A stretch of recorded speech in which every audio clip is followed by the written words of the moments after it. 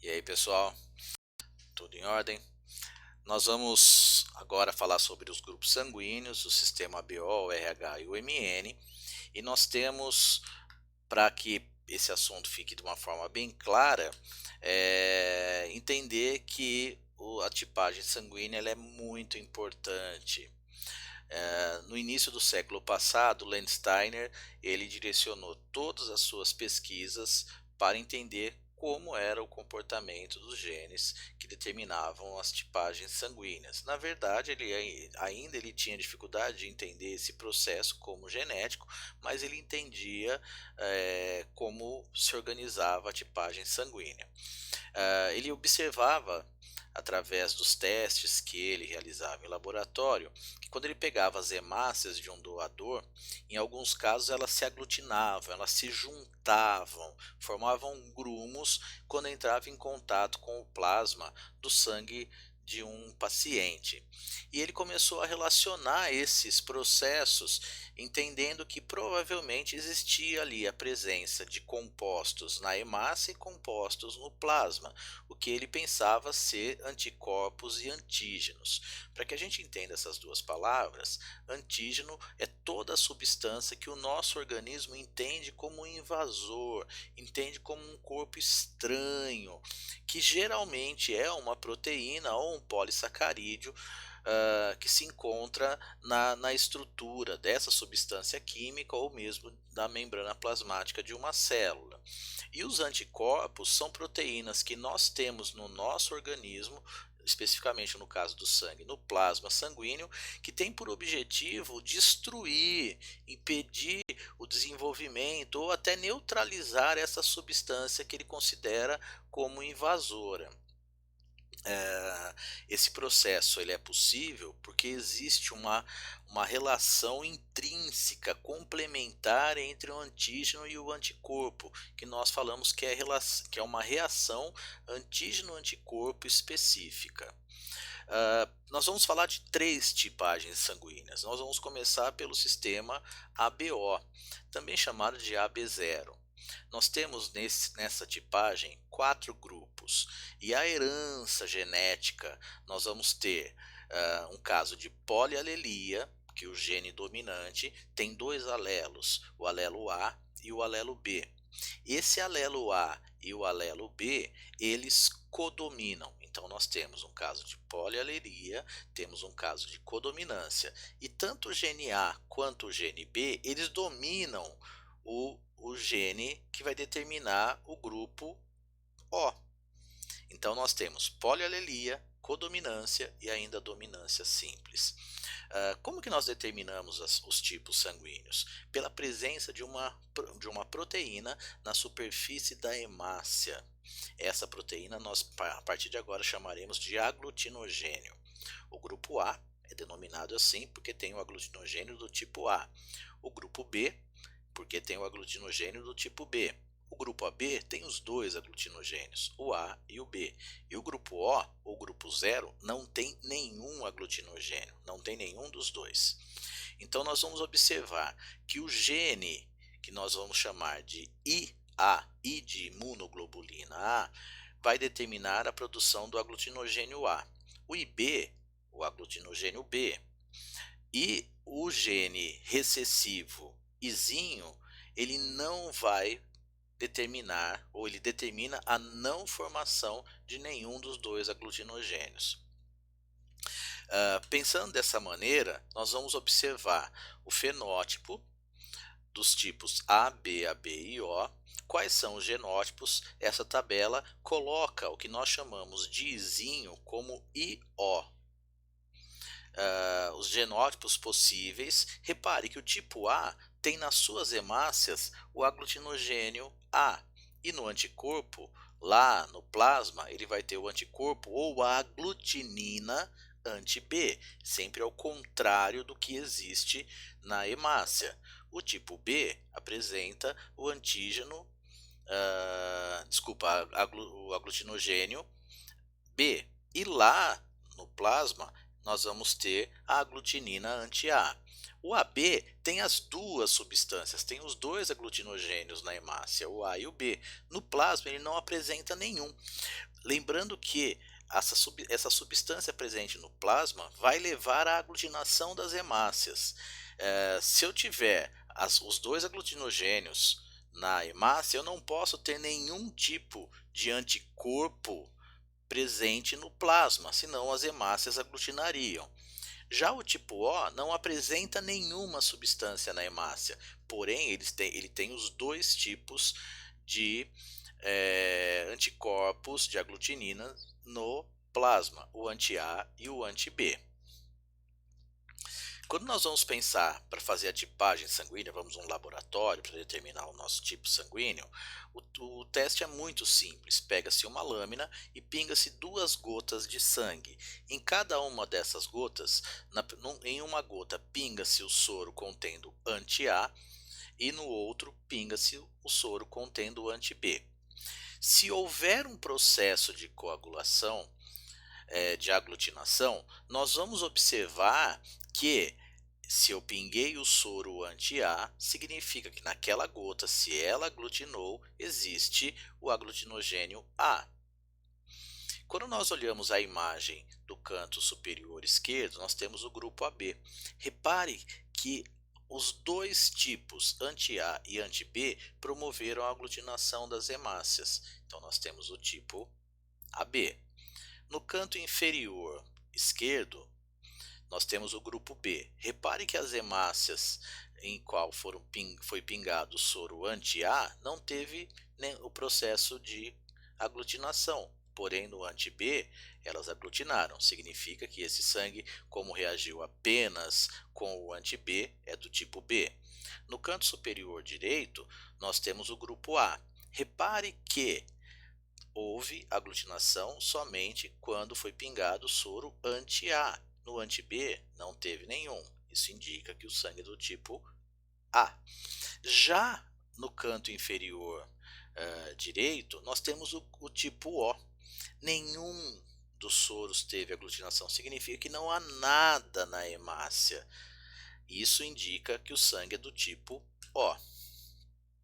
E quando a gente pensa na população, a distribuição da tipagem sanguínea, o sangue com maior frequência é o grupo O, com 45%. O menos frequente é o AB, só 3% da população. O A temos 42% e o B 10%.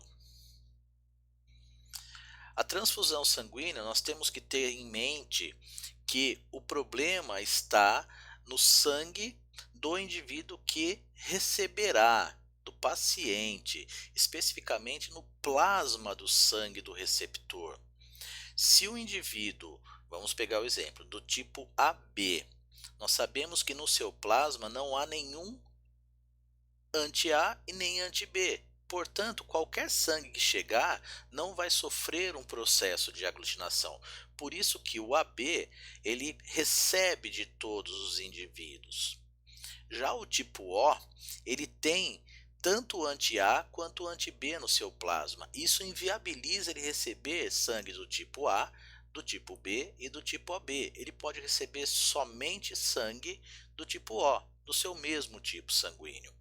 O tipo A apresenta anti-B no seu plasma, então ele pode receber do tipo A e do tipo O. Por que não pode receber do B e do AB? Porque na hemácia do tipo B tem o aglutinogênio B, que reagirá com o seu anti-B, e o tipo AB também tem o anti-B. Então esses dois tipos de sangue não podem ser utilizados num processo de doação. Aproveitando que a gente está falando de doação de sangue, vai aqui uma dica para aqueles que queiram doar e tenham todos os requisitos que façam a doação. É muito importante, muita gente precisa de sangue nos hospitais, então vá doar sangue. É um ato de amor, um ato de empatia. Se você quiser mais informações, é só entrar em contato com o banco de sangue da sua cidade ou do hospital mais próximo para você verificar se tem as condições. Como é a herança genética do sistema BO. Nós falamos um pouquinho no outro slide, mas se nós observarmos nessa tabela, vamos ver que o fenótipo A ele tem duas possibilidades de genótipo: o homozigoto dominante IAIA ou heterozigoto IAizinho. O B tem duas possibilidades também: o homozigoto dominante IB ou o heterozigoto IBzinho. O AB também, por ser codominante, vai ter apenas uma possibilidade, IA e B. E o O, ele é homozigoto recessivo, Izinho, Izinho. Outro tipo sanguíneo também muito conhecido é o sistema RH. O sistema RH, ele é caracterizado por ter sido feito os trabalhos do Landsteiner e do Weiner em 1940, utilizando um macaco do gênero Rhesus. Eles pegaram o sangue do macaco e injetaram em cobaias e observaram que houve a produção de anticorpos para combater as hemácias que foram introduzidas. Eles centrifugaram o sangue dessas cobaias e eles obtiveram um soro que continha anticorpos anti-RH, que poderia aglutinar as hemácias do macaco, e acabaram concluindo que existia um antígeno na membrana que foi denominado, na membrana da hemácia, que foi denominado de RH, em alusão ao nome do gênero desse macaco, Rhesus, e que isso existia em outras espécies também. E os anticorpos eles chamaram de anti-RH. Ainda eles foram analisando e observaram isso também na espécie humana. Quando havia a transfusão, eles observaram que cerca de 85% dos indivíduos acabavam tendo aglutinação, portanto, tinham o fator RH nas suas hemácias, e 15 não apresentavam. Esses 85 eles denominaram de grupo sanguíneo RH positivo, e aqueles que não apresentavam antígeno de RH negativo. Naturalmente, o ser humano não apresenta o fator RH no plasma. Esse anticorpo ele só vai ser formado se uma pessoa que for RH negativo receber o sangue de uma forma errônea, de uma forma equivocada, ou muitas vezes acidental, de um indivíduo RH positivo. Então, o contato do sangue RH positivo no corpo de uma pessoa RH negativa vai desencadear a produção do anti-RH.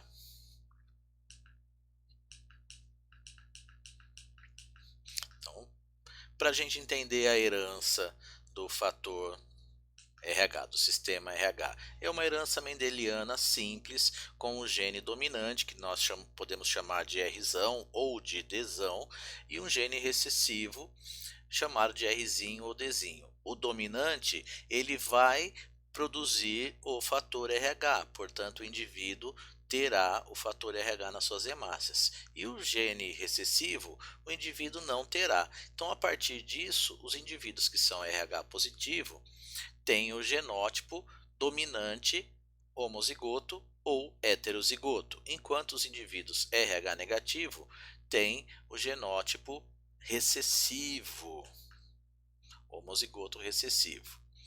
Essa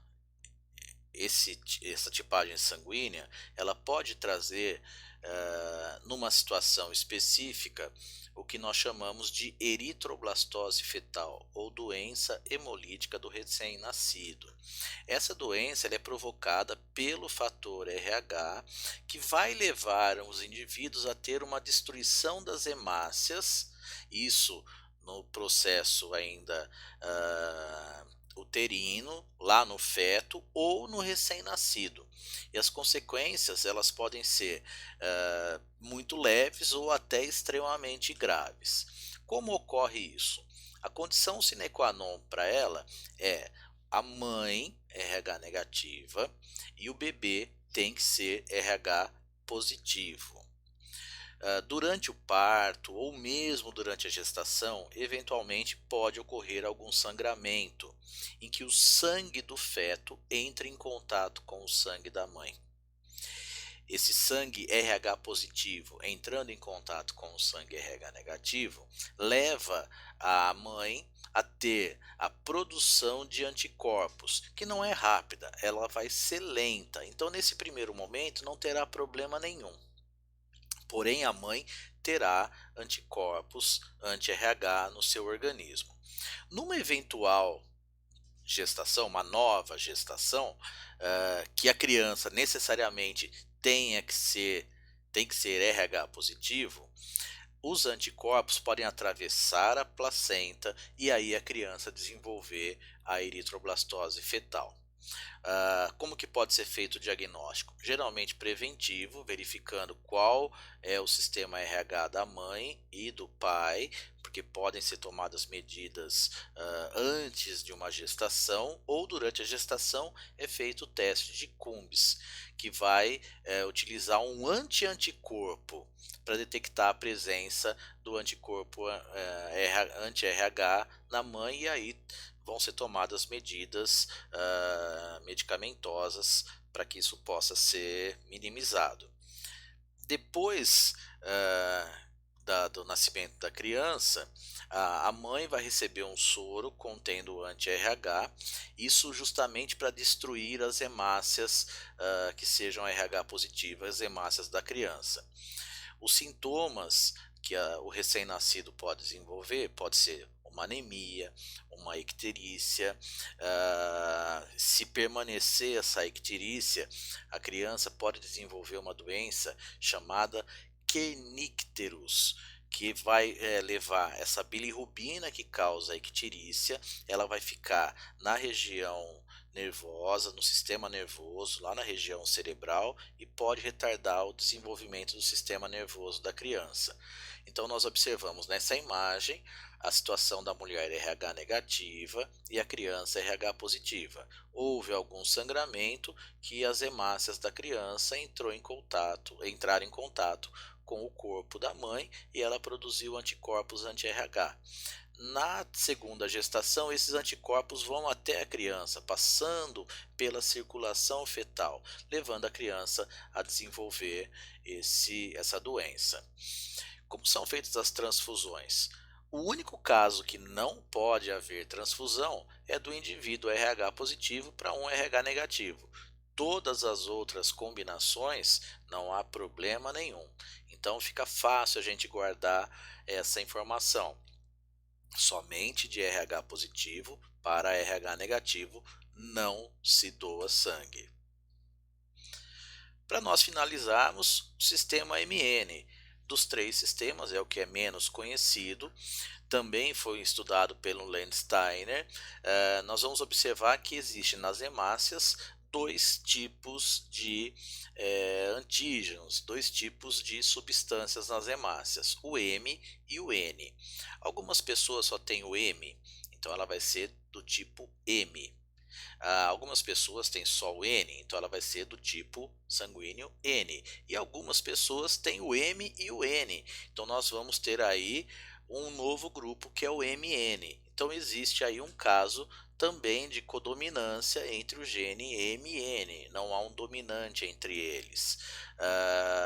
E nós conseguimos observar então que o indivíduo que tem o fenótipo M, ele vai ter o genótipo LM-LM. O indivíduo que é N tem o genótipo LN-LN. E o indivíduo que é MN, ele vai ter o LM-LM.